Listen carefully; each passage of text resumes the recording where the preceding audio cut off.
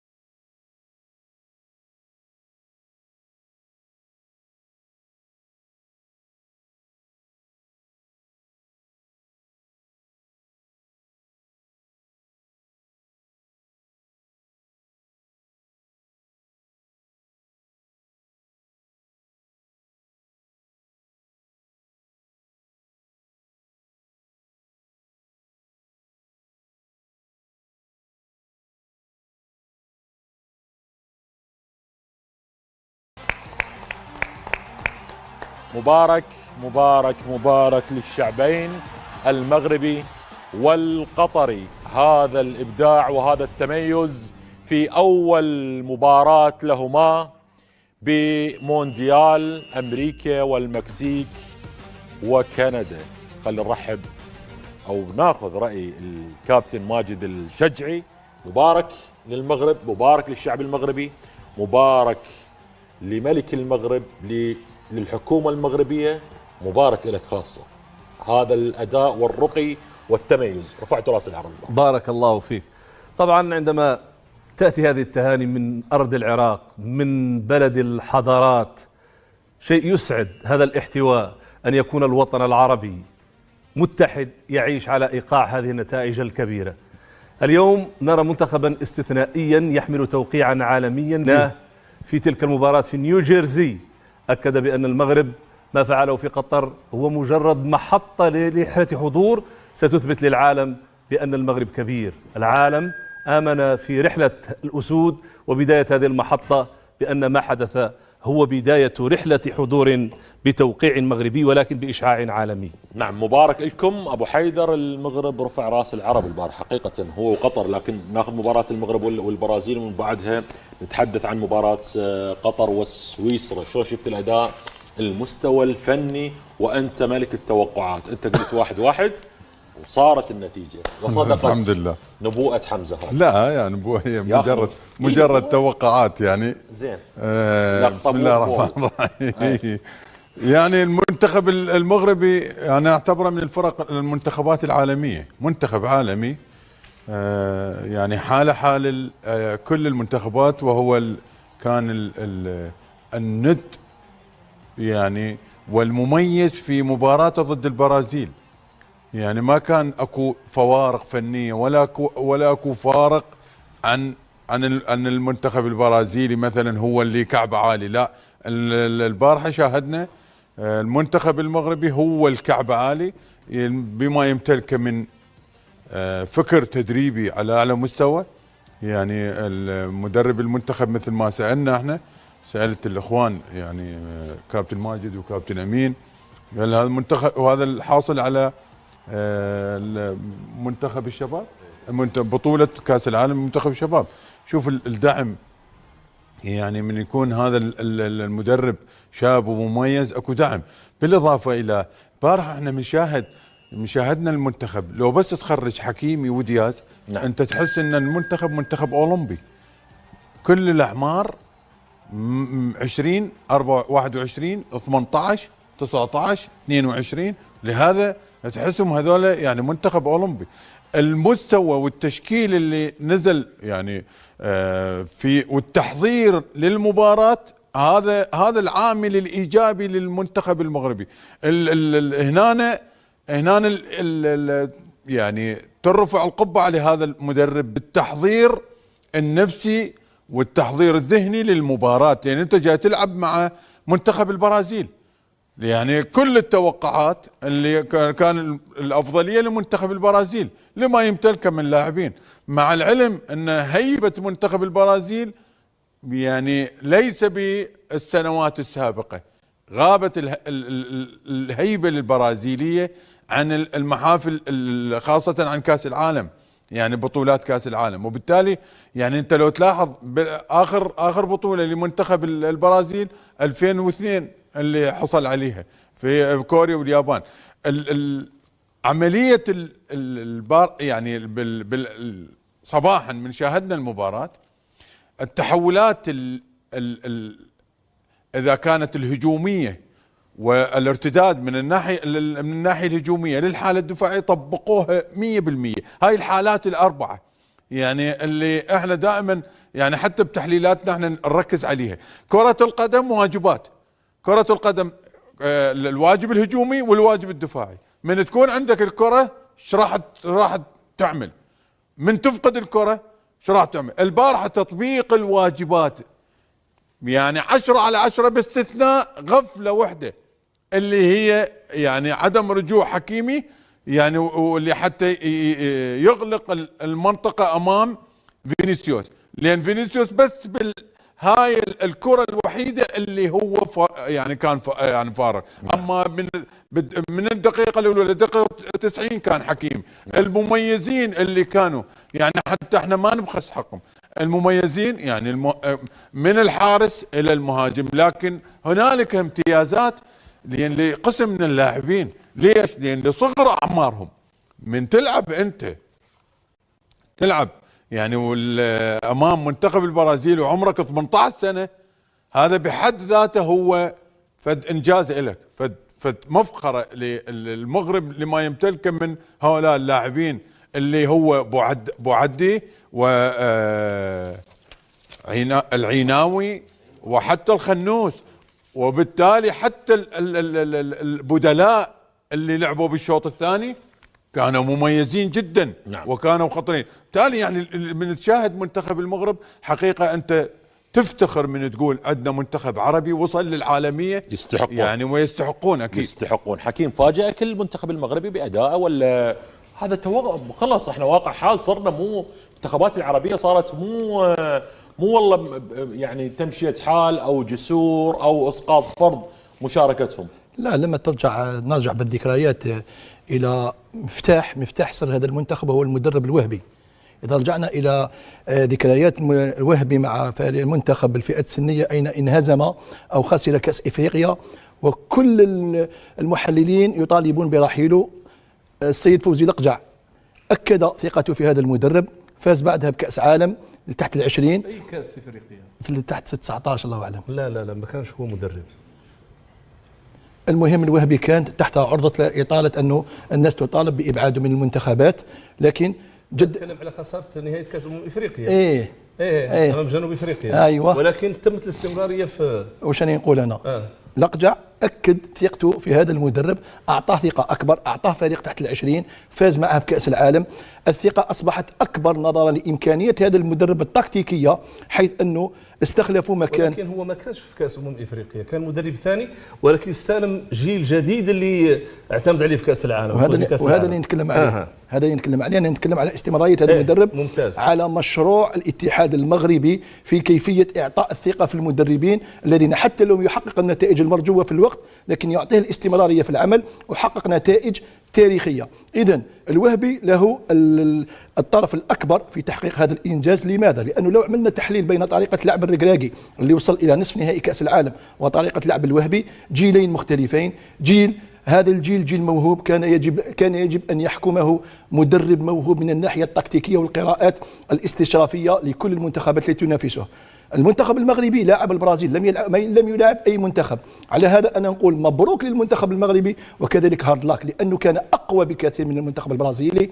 لم نشاهد البرازيل ولم نهتم بالبرازيل، اهتممنا بالمنتخب المغربي وما ابدع فيه من الناحيه التكتيكيه من الاداء الفردي لكل لاعبين دفاعيا هجوميا في التحولات في خلق المساحات. كانت هناك كفوه واحده من طرف الدفاع المغربي اللي فينيسيوس عرف كيف يستغلها، لكن بعدها شفنا دياز، شفنا الخنوسي، شفنا الصبايري كيف انهم الجموا المنتخب البرازيلي في عمليه البناء من الخلف، حتى انه اللاعب ايوب اللي هو نجم المباراه كيف انه التهم كازيميرو النجم العالمي.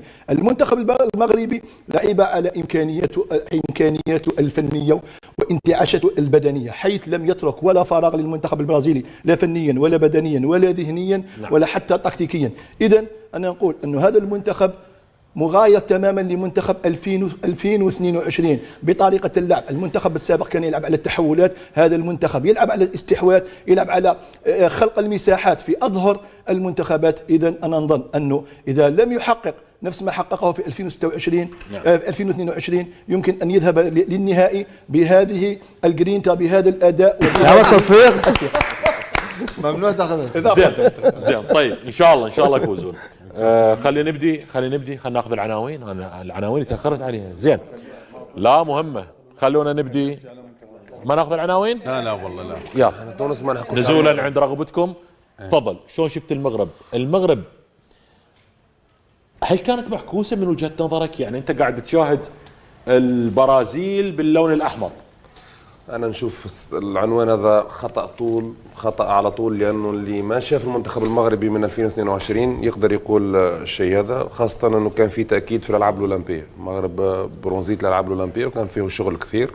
اللي ما يعرف المدرب الحالي المنتخب المغربي يقدر يقول الشيء هذا، لكن المتابع المدرب هذا اللي انا اصنفه احسن مدرب عربي الحين، بفلسفة كروية حديثة، في مرونة غير عادية في اللعب، في تغيير مراكز غير عادي. لكن نود نحط المشاركة متاع المغرب في المونديال هذا في إطارها. المغرب عليه أكثر ضغط من كل المنتخبات العربية في هذا المونديال، لأنه المغرب مطالب منه تأكيد مشاركته ونتائجه 2022.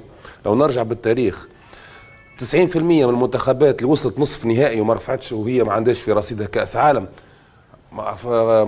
معناتها اختفت من خارطة كرة القدم ومن نصف النهائي. نرجع بلغاريا عملت نصف النهائي 94 ثم لم نراها من مرة أخرى. تركيا عملت نصف نهائي 2002 وكوريا نصف نهائي 2002 لم نعد نراها مرة أخرى. الوحيدة هي كرواتيا التي معناتها لعبت نصف نهائي 2018 ثم في 2022 معناتها لعبت مرة أخرى نصف نهائي. يعني مهمة المغرب تبدو صعبة والضغط على هذا المنتخب كبير، لكن ما قدمه بالأمس الحقيقة يعكس قيمة هذا المنتخب، قيمة العمل الجبار الذي يقوم به الجامعة الملكية المغربية على مستوى كرة القدم منذ سنوات. بالنسبة للمباراة الحقيقة لما تشوف، وأنا نحب نفتح قوس مقارنة شوية بالمنتخب القطري. المنتخب القطري أوكي دار نتيجة كويسة تعادل 1-1، لكن الأداء كان سيء تماما، سيء تماما. المغرب أداء ونتيجة وكان يستحق الفوز. المغرب كانت ليه فرصة. ليش ما قدر يفوز المغرب لم يستغل فرصة الوقت الضعيف المنتخب البرازيلي. كان في وقت قوة المنتخب المغرب بعد تسجيل الهدف الأول، كانت له فرصة وكان ما كانش أكثر شراسة في 16 متر و50 الأخيرين. كان نجم يقتل المباراة بهدف ثاني. وما كان شرس، في كثير أنانية، فيه ما كانش فيه شراسة، ما كانش فيه ذهاب للمرمى. المنتخب البرازيلي كان فيه عرضية أكثر في اللعب، لكن شفنا حاجات في المباراة تاع منتخب عالمي. شفنا الانفيرتد فول باكس، يعني الأظهر الذين يدخلون وسط الميدان. متوقع كان أداء المغرب؟ أنا شخصيا قلت بالأمس، قلت أول مرة في تاريخ الكرة العربية وفي التاريخ إنه منتخب عربي راح يدخل يلاعب منتخب البرازيل وهو عنده حظوظ بالفوز. ما حتى مرة ما صارت في تاريخ الكرة العربية انه منتخب يلاعب منتخب البرازيلي هو عنده حظوظ. المنتخب المغربي فسخ المنتخب البرازيلي في ربع ساعه الاولى، فسخوا من المباراه. هذا الضغط العالي وهذا الاداء في نقطتين، مع العلم في لاعبين صغار بالمنتخب المغربي. في نقطتين. النقطه الاولى كان امتلاك والاستحواذ على الكره، ما سهل المنتخب المغربي يستحوذ على الكره، هو تحركات تغيير المراكز، وهذا شتت معناتها المحاصره وشتت الضغط نتاع المنتخب البرازيلي. والشيء الثاني ما قاله الكابتن حمزه هادي، الان كره القدم ماذا تفعل في الاربع اوقات؟ ما عندك الكره وما عندكش الكره، تتحول من الحاله الدفاعيه الهجوميه، من الحاله الهجوميه للدفاعيه. التحول من الحاله الهجوميه للحاله الدفاعيه كان شرس وكان فعال المنتخب المغربي. الكونتر بريسنج يعني الاسترجاع السريع للكره، لما كان يخسر الكره المنتخب المغربي كان يسترجعها بالوقت، ثانية اثنين يعود يسترجع الكرة. ما يمكن المنتخب البرازيلي انه يلعب على نقطة قوته هي الهجمات المعاكسة والهجمات المرتدة. سمعت امس في بعض القنوات انه المنتخب البرازيلي لعب بفكر انشيلوتي لما كان في ريال مدريد. لا، المنتخب المغربي فرض على المنتخب البرازيلي انه يلعب هكا. المنتخب المغربي فرض على المنتخب البرازيلي انه في الربع ساعة الاخير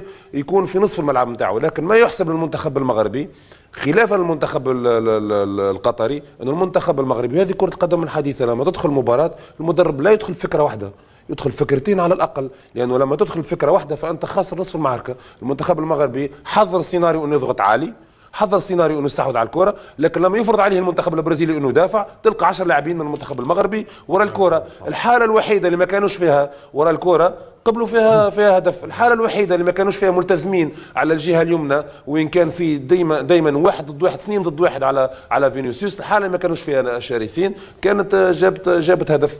احصائيات المباراه، ولو يمررون الاخوه الاحصائيات الحين ابو مصطفى راح تشوف هذه احصائيات تاريخيه. ما في منتخب عربي اظن انه قام وقدم احصائيات بالطريقه ذي مع منتخب برازيلي. اوكي البرازيل ما عندوش نصف الملعب ولاعبين وسط ميدان مهاريين مثل البرازيل في معناتها التاريخيه، لكن المغرب كان قوي. اوكي البرازيل مش البرازيل، لكن المغرب كان قوي. لازم المنتخب المغربي ياخذ استحقاقه، وهذا راهو يشرف جميع المنتخبات العربيه، ويدفع المنتخبات العربيه الكل اللي راح تلعب بعد المغرب، الجزائر وتونس والاردن والعراق والسعوديه، راح الكل يستمدوا هذه الموجات الايجابيه التي اعطاها المنتخب المغربي. منتخب عالمي. في شيء اخر، في وقت من الاوقات في المباراه اول مره في التاريخ كؤوس العالم 11 لاعب يكونوا موجودين في الملعب ما هماش مولودين في المغرب، وهذا راهو مش مركب نقص. هذا يحسب للجامعه المغربيه انها استقطبت لاعبيها، انها يحسب للحكومه المغربيه لانها تدخلت في كثير من الاوقات لفرض معناتها لجلب هذه اللاعبين. لما يكون عندك ابراهيم دياز مخير ما بين المغرب واسبانيا ويختار المغرب، هذا يحسب للمغرب. لما يكون عندك بوعدي مخير ما بين فرنسا والمغرب ويختار المغرب، فهذا يحسب للمغرب. دونك معناتها هذا اشياء تحسب هذا ايضا مهم. طبعا انا كان المفروض ابدي بليث نوبري لان شاف المباراه من الحماء الى ما انتهوا والاحتفالات. بقوا الكارتات. بليث نوبري بنص المباراه نام، وراح نعطيكم الفيديو التصوير التقاطت الكاميرا الفار موجود. تفضل. طبعا هو شاف الهدف الاول للمغرب صراحه. تفضل. المهم فرحتكم انا قلت لكم المغرب هو شاف الهدف وهسه اقول لكم ليش نام، لان ليش نام راح احكي لنا حكي بعد قليل. تفضل. شلون شفت المباراه؟ طبعا مبروك للمنتخب المغربي. مفتاح طبعا هو الحقيقي، وهذا اللاعب عمره 18 سنه، ايوب بوعدي. 18 سنه عمره يلعب هذا اللعب، هاي الامكانيه، هاي المهاره اللي عنده. يعني هم اللاعبين 16 لاعب هم جدد طبعا المنتخب المغربي، 10 لاعبين هم مال في كاس العالم في قطر، كانوا موجودين في هذه البطوله.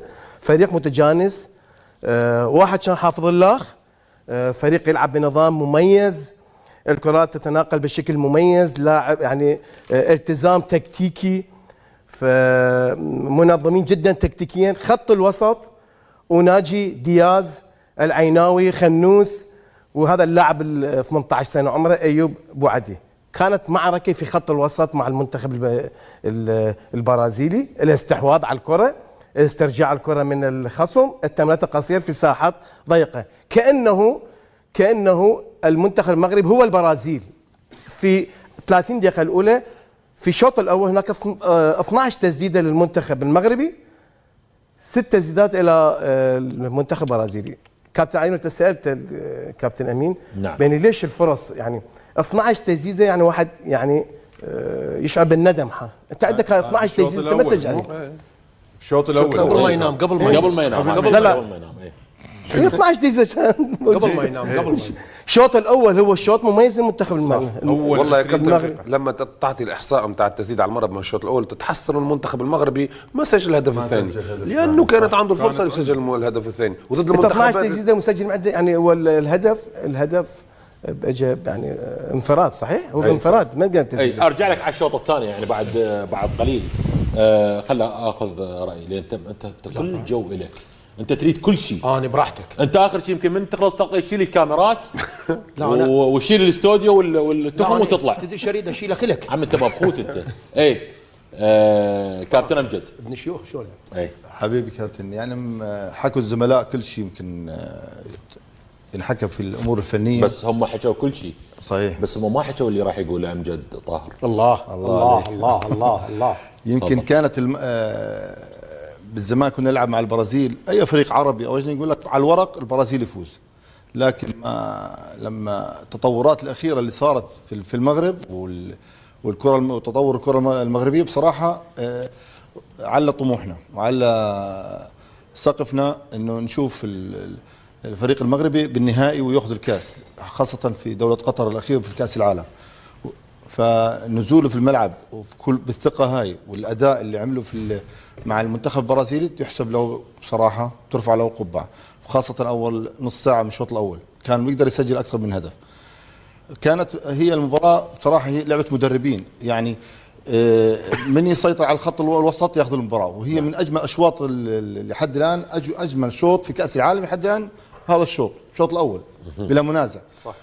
صح صح فاللي سيطر على خط الوسط بالشوط الاول المغرب بوجود لاعبين عناوي والثاني ايوب لاعبين 18 سنه 24 سنه واحد بيلعب في فرنسا واحد بيلعب في روما سيطر على خط الوسط والدليل انشيلوتي غير خط الوسط بين الشوطين. هذا انا اللي اساله اجبر محمد وهبي انشيلوتي على طبعا تغيير خططه والدليل تغيير انشيلوتي بالشوط الثاني بين الشوطين غير خط الوسط مو حتى اجاوب الاثنين الارتكاز اثنين محصلوا على البطاقات الصفراء. نعم يعني كاسيميرو لا حصل امل يطلع كاسيميرو والظهير اليمين طلع نعم كاسيميرو ظهير يمين ونزل اثنين دليل انه كان خط الوسط مسيطر عليه خط الوسط المغرب وكان هو الافضل وكان بيقدر يسجل الهدف الثاني لو استغل الامور الدربكه اللي كان فيها البرازيل. من عجبك من لاعبين المغرب؟ بصراحه هذا معجزه كره القدم للامان. هذا الايوب معجزه راح يكون ايوب بعدي معجزه هو راح يكون معجزة كرة القدم.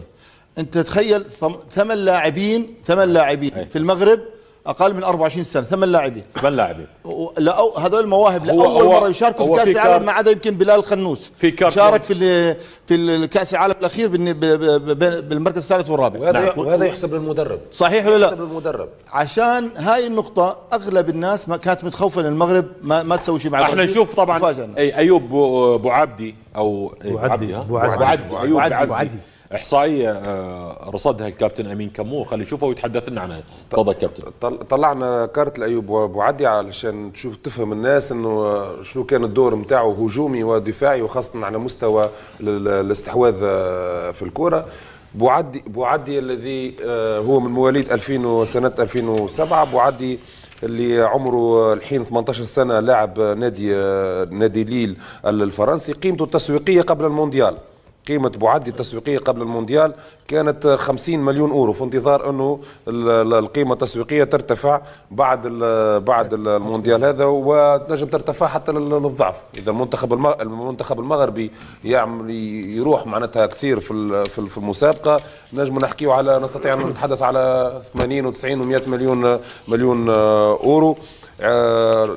في الموسم هذا شارك 42 مرة مع فريق ليل الفرنسي بين دوري الفرنسي وبين كاس وبين مسابقة أوروبية. في مباراة الأمس 66 تمريرة نجح في 60 تمريرة 91% نسبة نجاح تمرير لبوعدي لاعب وسط ميدان أمام منتخب البرازيلي يلعب تحت ضغط يحكوه يلعب في وسط الميدان، مو يلعب مدافع محوري يسلم كرة، يلعب في وسط الميدان في منطقة تحت ضغط، مطالب انه يخرج الكرة من المنطقة الأولى للمنطقة الثانية، ومطالب انه يعدي الكرة من المنطقة الثانية للمنطقة الثالثة، يعني في مناطق كلها مناطق ضغط، نجح واحد بنسبة 91%، والمساهمات الدفاعية كانت 15%.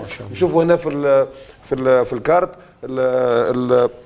الخريطة الحرارية والتحركات، شوف مع التحركات لاعب وسط ميدان تلقاه في الاماكن الكل، غطى الميدان كامل، معناها موجود في الاماكن الحساسه، خاصه الاماكن اللي تمشى، والمركز نتاع ايوب بوعدي. اليوم ايوب بوعدي 18 سنه، اوكي عنده امكانيات، لكن هذا يحسب للمدرب، مش اي مدرب يلعب لاعب في المونديال المنتخب البرازيلي عمره 18 سنه. في مدربين تخاف. ويحسب تدري من حبيب يمين، يحسب شغل الاداره في الاتحاد المغربي، صح. اللي ماسكين مساله المحترفين، اللاعبين اللي وين ينشطون في الدوريات الاوروبيه. يعني ايوب انا ما ادري بالضبط، بس انا ادري قبل شهر هو نقل ملفه، طبعا قبل شهر نقل ملفه وين؟ من الاتحاد الفرنسي، وين؟